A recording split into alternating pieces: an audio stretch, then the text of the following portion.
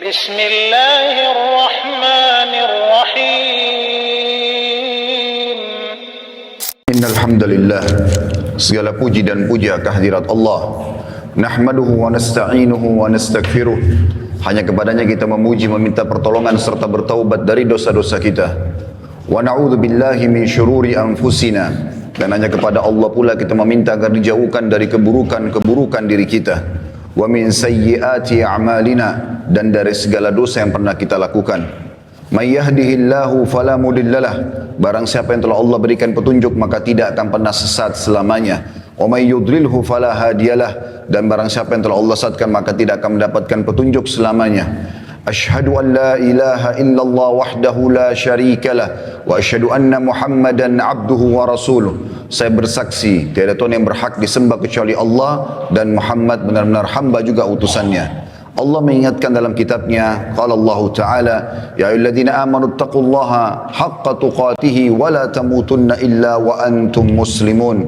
Hai sekalian orang-orang yang beriman, bertakwalah, hanya patuhlah kepada satu-satunya pencipta segala sesuatunya, baik di langit, di bumi, di kedalaman lautan, terjangkau atau tidak terjangkau oleh mata kita. Sebenar-benar patuh dan tunduk, dan janganlah kalian meninggal dunia kecuali dalam keadaan Islam. Di ayat yang lain, qala Allah Ta'ala, ya ayuhan nasu taqu rabbakum alladhi khalaqakum min nafsin wahida wa khalaqa minha zawjaha wa batha minhuma rijalan kathiran wa nisaa wattaqullaha alladhi tasaaluna bihi wal arham Inna Allah kana alaikum raqiba. Hai sekalian manusia, sekali lagi bertakwalah, hanya patuh dan tunduklah kepada Allah yang telah menciptakan kalian dari jiwa yang satu, yaitu Adam alaihissalam, dan menciptakan dari yang jiwa yang satu istrinya Hawa alaihissalam, dan telah banyak memberikan keturunan laki-laki juga perempuan dari keduanya. Sekali lagi bertakwalah kepada Allah dan jagalah hubungan silaturahim, sesungguhnya Allah senantiasa mengawasi kalian. Di ayat yang ketiga, kalau Allah Ta'ala, ya ayyuhalladzina amanu taqullaha wa qulu qawlan sadida yuslih lakum a'malakum wa yaghfir lakum dhunubakum wa may yuti'illaha wa rasulahu faqad faza fawzan 'azima. Hai sekalian orang-orang yang beriman, sekali lagi bertakwalah kepada Allah dan ucapkan kalimat yang benar, jujurlah, niscaya Dia akan memperbaiki amal-amal perbuatan kalian, mengampuni dosa-dosa kalian. Barang siapa yang mentaati Allah dan Rasulnya, maka dia telah mendapatkan kemenangan yang besar. Amma ba'd, fa inna asdaqal hadithi kitabullah. Kita tahu bersama-sama rujukan terbaik umat Islam dalam segala lini kehidupan mereka, terutama ibadah, yaitu kitabullah, Al-Quran. Wa khair hadi Muhammadin sallallahu alaihi wa ala alihi wa sahbihi wa sallam.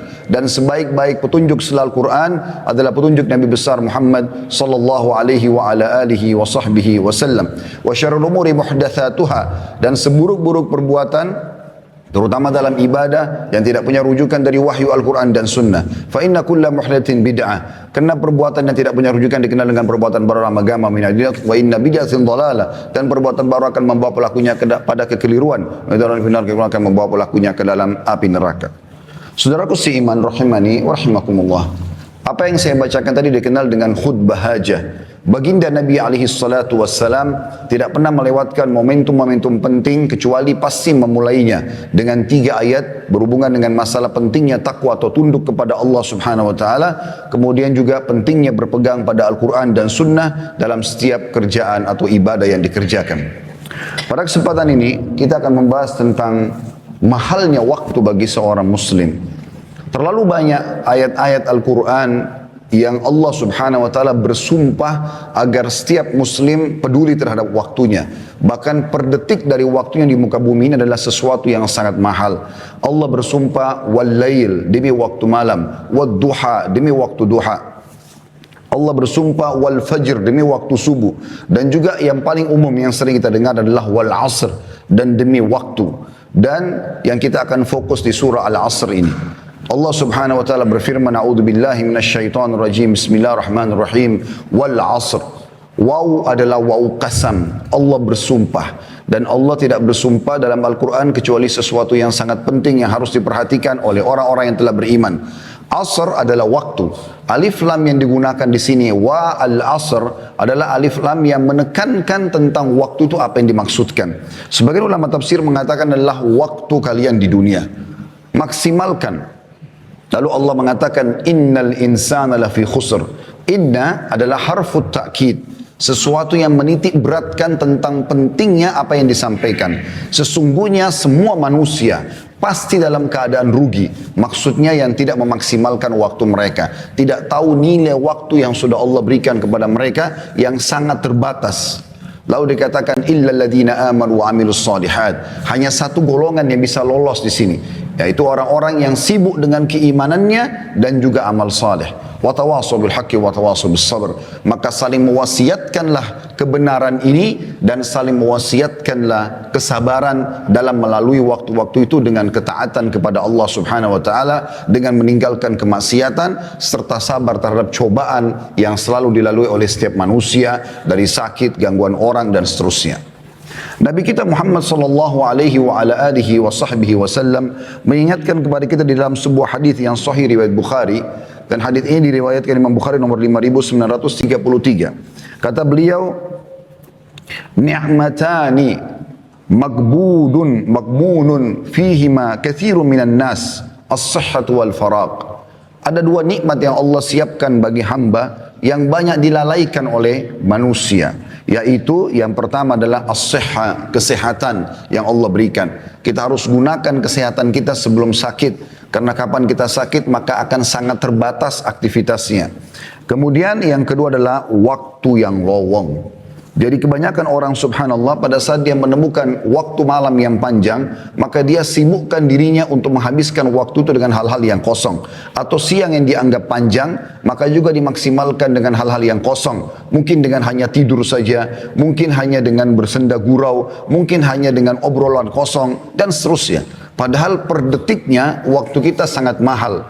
Begitu ruginya seseorang yang menyia-nyiakan waktunya di dunia ini kalau dia tidak pakai untuk beribadah. Kata para ulama, kalau seorang mayit, sosok mayit diizinkan oleh Allah untuk hidup, maka dia dipastikan hanya ingin mengejar satu amal saleh. Apakah senyum dengan muslim, apakah sujud sekali, apakah membaca satu ayat, apakah berzikir dengan satu zikir, dan seterusnya. Ada hal-hal yang harus kita perhatikan tentang pentingnya atau urgensi waktu itu. Kenapa kita harus maksimalkan? Yang pertama, teman-teman sekalian, waktu adalah modal terbaik kita untuk mengejar apapun yang terbaik yang Allah janjikan di akhirat. Dan juga di dunia, pasti akan ikut prestasi-prestasi orang yang mengejar dan mengisi dengan hal yang bermanfaat. Hasan Basri rahimahullah berkata, ya ibna Adam, innama anta ayyamun, kullama zahaba yawmun zahaba ba'duk. Wahai anak Adam, kau ini hanya seperti waktu atau kumpulan hari saja. Setiap kali satu hari berlalu, maka hilanglah bagian dari dirimu.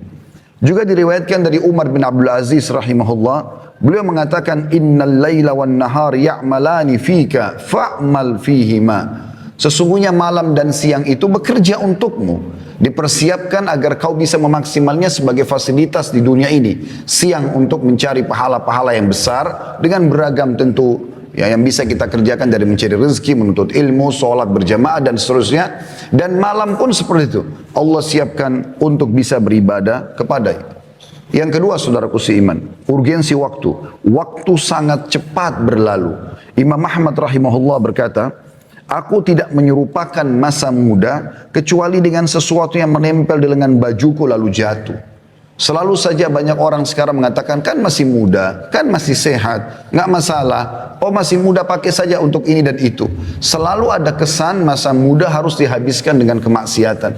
Sampai tidak dianggap atau dianggap aneh kalau ada sosok anak muda yang justru tidak mengenal rokok, minuman keras, pergaulan bebas. Atau mungkin ada orang yang tampan ataupun cantik. Aneh kalau dia berada di masjid atau dalam majlis ilmu atau menjadi orang-orang yang saleh. Padahal baginda Nabi SAW sudah mengingatkan, Inna Allah yu'jibu min syabin laisa lahu sabwa. Allah sangat kagum dengan anak muda justru yang tidak mengikuti hawa nafsunya. Justru di saat-saat muda itu, di saat sehat, kita maksimalkan untuk tunduk kepada Allah Subhanahu wa taala. Itu adalah amal yang sangat luar biasa. Kita temukan para sahabat Nabi, Abdullah bin Abbas, Abdullah bin Umar, Abdullah bin Amr bin As, Abdullah bin Mas'ud. Kemudian banyak sahabat Nabi yang lain seperti Usama bin Zaid, Anas bin Malik, dan yang lainnya. Mereka justru tumbuh dalam ketaatan di masa-masa muda itu. Bagaimana pada saat Nabi SAW mengiklankan untuk perang Badar, justru mereka berada di saf-saf pertama di umur mereka yang masih 7-8 tahun. Dan mereka sengaja berada di depan saf, ya, sebelum orang-orang tua datang agar mereka ditunjuk untuk berperang bersama Nabi SAW. Apakah di zaman sekarang kita temukan ada umat Islam yang siap menghadapi peperangan kalau dipanggil di umur, tidak usah berbicara umur 7-8 tahun, mungkin di umur 30-40 tahun pun yang sudah mendekati masa-masa dekat kematian, apalagi 50-60 tahun, mungkin mereka masih berpikir beberapa kali untuk membela agama Allah Subhanahu Wa Taala. Ini semua karena tertanamnya keimanan dalam hati mereka. Seorang salaf yang lain bernama Amir bin Abdul Qais rahimahullah berkata, berbicara padaku, ada seseorang berkata padanya, berbicaralah padaku supaya aku bisa ambil manfaat darimu. Maka dia ucapkan kalimat yang mungkin harus direnungi baik-baik baru bisa difahami. Dia mengatakan, tahanlah jahannya matahari. Maksudnya, kalau kau bisa menahan waktumu, memaksimalkan waktumu untuk beribadah kepada Allah, maka lakukanlah.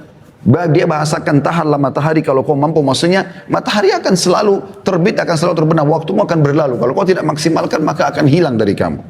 Juga Hasan Basri rahimahullah pernah mengantar jenazah, kemudian beliau sambil berzikir kepada Allah. Ditanya oleh seorang anak muda di sebelahnya, kenapa anda sedang berzikir wahai imam? Maka Hasan Basri cuma menasihati mengatakan, berzikirlah karena sungguhnya yang sedang kita antar sekarang sudah tidak bisa berzikir. Maka jangan tiba waktu teman-teman sekalian di mana kita menyesali semua itu. Abul Walid Al-Baji juga berkata rahimahullah, jika aku telah mengetahui dengan sangat yakin bahwa seluruh hidupku di dunia ini seperti 1 jam di akhirat, maka mengapa aku tidak bakhil dengan waktu untuk melakukan perkara yang sia-sia dan hanya kujadikan hidupku di dalam kebaikan dan ketaatan. Seorang ibu di zaman Nabi Nuh AS menangisi anaknya yang meninggal dunia di umur 60 tahun. Perlu kita garis bawahi, kaum Nabi Nuh AS umurnya ratusan tahun bahkan sampai 1000 tahun. Karena beliau sendiri berdakwah di kaumnya 950 tahun. Ini satu generasi. Maka ada satu ibu, anaknya meninggal di zaman Nabi Nuh AS, umurnya 60 tahun, ibu itu menangisi anaknya. Nabi Nuh AS lewat sambil berkata, kenapa kau menangis hai ibu? Kata ibu itu, anak saya meninggal masih kecil, kasihan, belum bisa merasakan dunia. 60 tahun pada saat itu umurnya. Maka Nabi Nuh AS mengatakan, hai ibu jangan kau tangisi anakmu, karena akan ada nanti kaum manusia seperti kita di akhir zaman, umur mereka yang seperti umur anakmu ini adalah umur yang tertua. Di zaman kita sekarang, kalau sudah 60 tahun kita anggap sudah ubanan, sudah tua, sudah lemah. Di zaman Nabi Nuh AS seperti anak 6 tahun. Apa kata ibu tersebut, dan ini pesannya. Kata ibu tersebut, demi Allah wahai Nabi Allah, ya, kalau seandainya saya hidup di zaman itu dan Allah cuma memberikan saya 60 tahun, maka saya akan gunakan semuanya untuk sujud kepada Allah. Saya akan sujud 60 tahun, tidak angkat-angkat kepala saya karena saya tahu umur saya cuma itu. Yang ketiga teman-teman sekalian, waktu yang berlalu tidak akan pernah kembali. Perhatikan perkataan Abu Bakar sahabat Nabi yang mulia radhiyallahu anhu, inna lillahi haqqan bin nahari la yakbaluhu bil lail wa innahu walillahi haqqun bil lail la yakbaluhu bin nahar. Ketahuilah, kata Abu Bakar, sesungguhnya Allah memiliki hak pada waktu siang hari. Seperti sholat subuh di pagi hari, sholat duhur, sholat Jumat kayak kita sekarang, zikir pagi, sholat duha. Itu tidak Allah terima di waktu malam hari. Kalau kita mau sholat duha di malam hari tidak akan diterima sama Allah. Kalau kita mau sholat duhur di waktu malam hari tidak akan diterima. Ada waktunya ditentukan. Dan Allah memiliki hak pada malam hari dan yang dia tidak akan menerimanya di siang hari. Seperti sholat tahajud, sholat maghrib, sholat isya. Nggak diterima kalau kita kerjakan di waktu duhur misalnya. Maka maksud beliau adalah gunakan, maksimalkan baik-baik dalam ketaatan. Hasan Basri juga berkata dalam masalah ini tentang, beliau menggambarkan tentang para sahabat Nabi, bagaimana mereka sangat luar biasa menjaga waktu-waktu mereka. Adraktu aqwaman kana ahaduhum ashahhu ala umrihi minhu ala darahimihi wa dananirihi. Aku mendapati kaum, maksudnya para sahabat Nabi, mereka lebih pelit dengan waktu mereka daripada dirham dan dinarnya. Umar bin Khattab radhiyallahu anhu diberikan atau dicatatkan atau disenungkil sebuah kisah. saking tidak maunya kehilangan waktunya, kalau beliau tidur di malam hari, maka beliau meletakkan seember air di sebelah ranjangnya, dan beliau letakkan tangannya yang sebelah kanan di atas ember air itu, sehingga pada saat beliau tersentuh air tersebut, beliau bangun sholat malam, tidak tidur lagi sampai pagi. Beliau tidak memikirkan lagi berapa menit, berapa jam tidurnya, seperti sebagian orang di antara kita. Oh, saya masih baru 1 jam, oh saya masih baru 2 jam, seakan-akan dia rugi kalau dia harus mendirikan sholat malam. Imam Nawawi rahimahullah meninggal belum 40 tahun umurnya, tapi tidak ada yang tidak mengenal karya tulisnya. Ada banyak buku-buku yang beliau tulis yang luar biasa berkahnya, yang sudah masyhur daripada hadis Arba'in Nawawi, Riyadus Salihin, yang hampir semua umat Islam konsumsi di seluruh dunia sekarang, diterjemahkan dalam sekian bahasa. Apa yang Anda tahu apa yang dia lakukan? Dia selalu kalau mau tidur malam hari, tidurnya sambil berdiri. Beliau sambil berdiri sambil pegang buku dan menyandarkan punggungnya di dinding, dan satu kakinya disandarkan di dinding, satunya menopang tubuhnya. Kalau dia terbangun, matanya terbuka, langsung baca buku. Begitu mereka mengisi waktu-waktu mereka dengan hal-hal yang bermanfaat. Yang keempat teman-teman, manusia tidak mengetahui kapan berakhirnya waktu yang diberikan kepadanya. Kita tidak pernah teman-teman mengetahui kapan kita meninggal dunia. Keliru sekali persepsi sebagian orang menganggap dia akan meninggal kalau dia sudah masuk di ICU. Dia akan meninggal kalau sudah ubanan. Dia akan meninggal kalau sudah umur 60 tahun. Bukankah banyak fakta kita lihat di sekitar kita yang meninggal masih bayi, masih anak-anak, masih remaja, belum menikah, ataupun baru menikah, atau baru akan menikah di malam pernikahannya. Banyak sekali kasusnya. Dan Anda pun sama saya seperti itu. Kita ini teman-teman, kata para ulama, sedang berjalan ke liang lahat masing-masing. Tinggal menunggu siapa yang masuk duluan ke liang lahat tersebut. Sangat konyol kalau selalu orang berkata, oh saya masih muda. Ini keliru. Seakan-akan mati tidak akan menjemputnya. Dan kalau ajal datang, tidak akan lagi ada cara untuk bisa menahannya. Apa yang terjadi di kalangan manusia, tabrakan, penyakit kronis, pesawatnya jatuh, misal apa saja kejadian, tenggelamnya kapal yang dia naik kapal laut misalnya, ini hanya bahan cerita manusia. Oh dia meninggal karena sakit, oh dia meninggal karena tabrakan. Intinya ajalnya telah datang. Seorang salafus saleh bernama Abdullah, dia lagi ada di kemahnya di masa klasik dulu, kemudian lagi makan siang. Datang seseorang dengan kecepatan tinggi, menunggangi kudanya sampai debu berterbangan, kemudian turun dari kudanya lalu membuka pintu kemah. Ya. Si Abdullah lalu berkata, wahai Abdullah, ada informasi penting. Lalu Abdullah sambil makan dengan tenang, beliau kemudian mengangkat kepalanya sambil mengatakan, bicaralah. Dia mengatakan, anakmu baru saja dibunuh orang. Yang unik di sini, Abdullah tidak terlihat panik sedikit pun. Beliau dengan sangat tenang memberhentikan kunyahan mulutnya sambil mengatakan, Inna lillahi wa inna ilaihi raji'un. Kami milik Allah, kami akan kembali kepada Allah. Lalu kemudian dia lanjutkan kunyahan makanannya. Maka orang itu penasaran, mungkin Abdullah belum dengar anaknya dibunuh orang. Dia ulang yang kedua kali, wahai Abdullah, anakmu mati ditusuk orang. Abdullah tetap dengan kondisi yang sama, tenang sekali jiwanya. Kemudian dia memberhentikan ucapan atau makanannya. Kemudian dia mengatakan, Inna lillahi wa inna ilaihi raji'un. Lalu dia lanjutkan lagi makanannya. Orang ini karena penasaran, dia ulang yang ketiga kali sambil berkata, wahai Abdullah, demi Allah saya melihat seseorang memegang pisau, menusuk dada anakmu, keluar darah, meninggal dunia. Artinya tidak ada lagi yang lebih jelas dari bahasa ini. Maka Abdullah tetap sama kondisinya, memberhentikan kunyahan mulutnya, kemudian dia mengatakan inna lillahi wa inna ilaihi raji'un, lalu dia kembali makan lagi. Maka orang ini kena penasaran, lalu dia mengatakan, wahai Abdullah, jelaskan kepada saya, apa sebenarnya yang sedang ada di benak anda? Kok bisa anak anda dibunuh orang, anda tenang? Maka Abdullah dalam kondisi aneh dibunuh orang masih bisa tenang, dan dia mengatakan, duduklah, saya akan jelaskan kepada kamu. Lalu dia mengatakan, ketahuilah, sesungguhnya anakku meninggal dunia bukan karena tusukan mereka, tetapi karena ajalnya sudah datang. Kalau ajalnya belum datang, walaupun 1000 orang yang menusuknya, dia tidak akan mati. Kalau ajalnya sudah datang, walaupun tidak ditusuk oleh orang, di detik itu, di waktu itu, di tempat itu, dia akan meninggal dunia. Mati bisa datang setiap saat. Bagaimana seseorang di antara kita bisa merasa tenang dan aman, seakan-akan tidak terjadi apa-apa pada dia? Bukankah setiap saat kita bisa jatuh, keseleo? Anda boleh buka di YouTube sesekali mati yang tiba-tiba, tonton supaya kita sadar tidak selamanya harus kita merasa aman. Ya, karena walaupun mati adalah sebuah kebahagiaan bagi orang beriman. Para sahabat Nabi Ridwanullahi alaihim, kalau ada seseorang antara mereka yang mau meninggal dunia, teman-temannya pada datang mengatakan berita gembira untuk kamu. Kok bisa orang mati dikatakan berita gembira? Maka dijelaskan, karena sebentar lagi kau akan bertemu dengan Allah, sebentar lagi kau akan bertemu dengan Rasulullah SAW, sebentar lagi kau akan terima balasan amal solehmu, sebentar lagi kau akan melihat surgamu.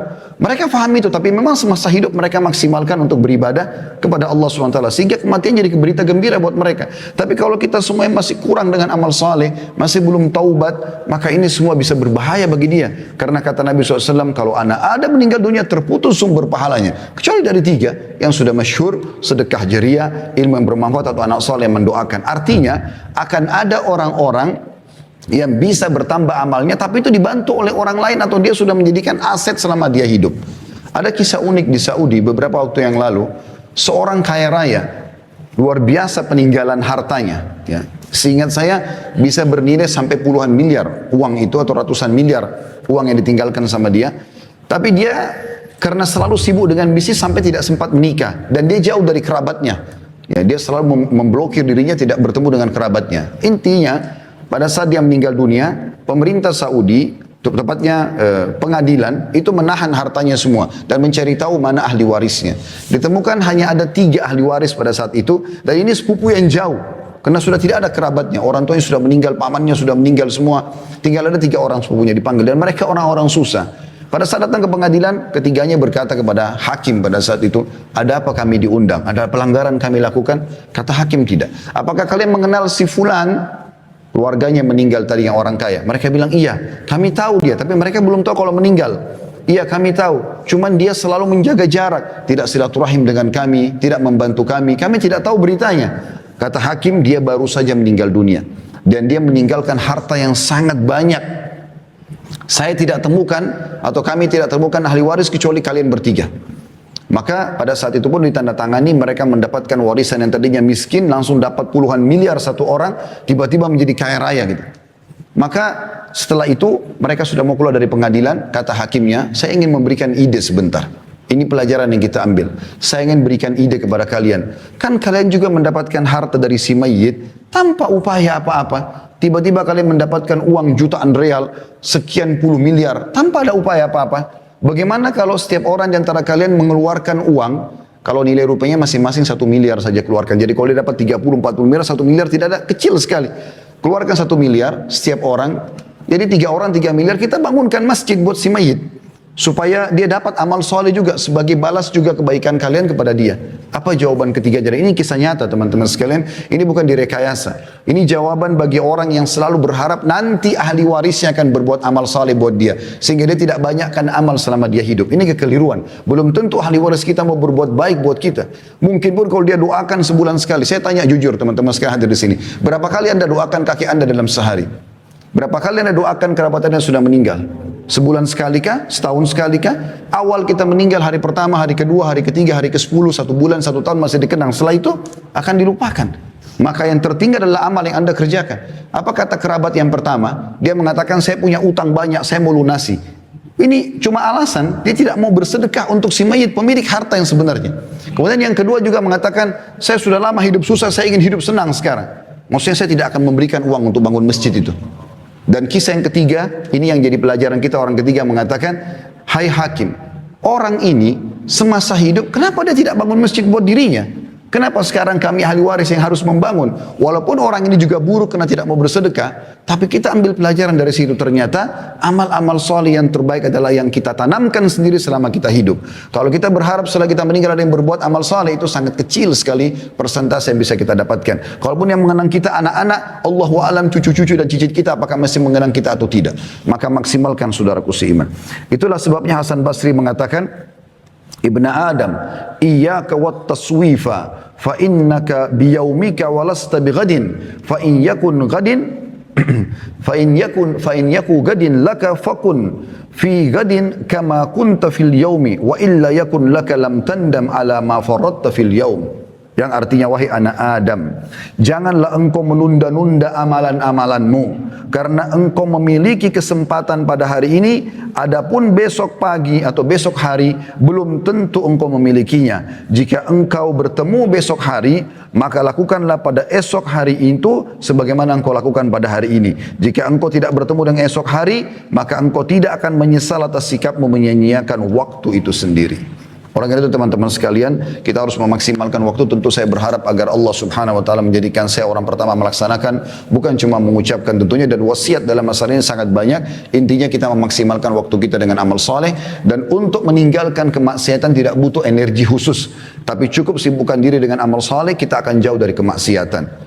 Aku qauli hadza, saya sudah mengucapkan perkataan saya ini, wa astaghfirullah li wa lakum, dan saya beristighfar kepada Allah, mengajak jemaah istighfar kepada Allah, fastaghfiruhu innahu wal ghafurur rahim. Istighfarlah, sungguhnya Dia Maha Pengampun juga Maha Pengasih.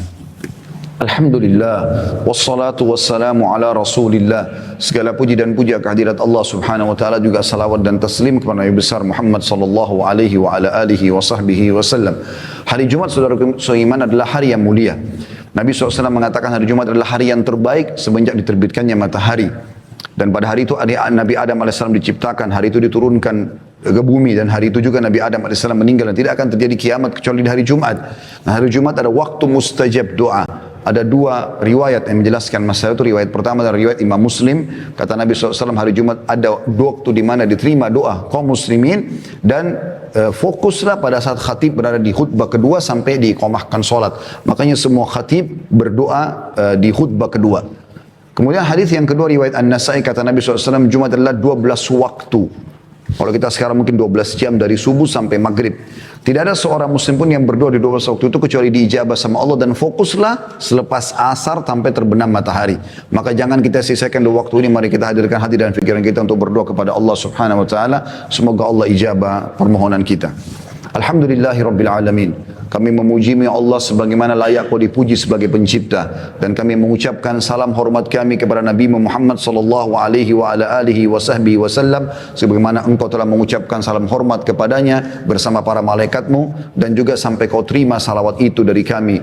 Ya Allah, kami tidak berkumpul di salah satu dari rumah-rumah-Mu ini kecuali karena ingin menjalankan perintah yang telah Engkau wajibkan kepada kami, yaitu salat Jumat. Maka kami memohon kepadamu ya Allah, terimalah amal ini dengan pahala yang sempurna, serta terimalah seluruh amal-amal soleh yang pernah kami kerjakan selama atau sebelum kami, yang sudah kami kerjakan sebelumnya dan sedang kami kerjakan, dan juga yang akan kami kerjakan sampai menjelang ajal datang dengan pahala yang sempurna. Dan ya Allah, kami mohon kepadamu, maafkanlah seluruh kesalahan-kesalahan kami, kesalahan orang tua kami, seluruh kerabat kami, seluruh orang yang mengenal kami, dan juga seluruh muslimin dan muslimat, mukminin dan mukminat yang hidup dan juga yang sudah meninggal. Ya Allah, jadikanlah negara kami Indonesia negara yang aman, tentram, damai, seluruh umat Islam di bawah naungan ukhuwah Islamiyah. Angkatlah perselisihan di antara mereka, dan dalam hal ibadah kembalikanlah mereka kepada Al-Quran dan Sunnah. Dan ya Allah, tolonglah saudara-saudara kami di Palestina, di Syria, di Yaman, di Irak, di Myanmar, di Ahsa, di Libanon yang sedang tersiksa dan tertindas. Ya Allah, ikhlaskan niat mereka, terima para syuhada mereka,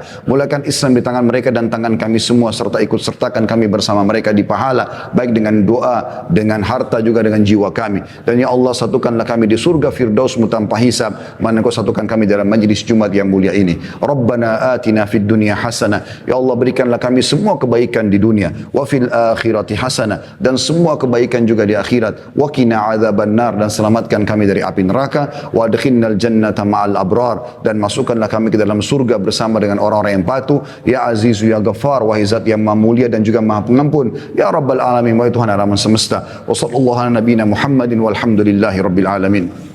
Inna Allah ya'muru bil adli wal ihsan. Allah menyuruh kita agar berbuat keadilan dan kebaikan.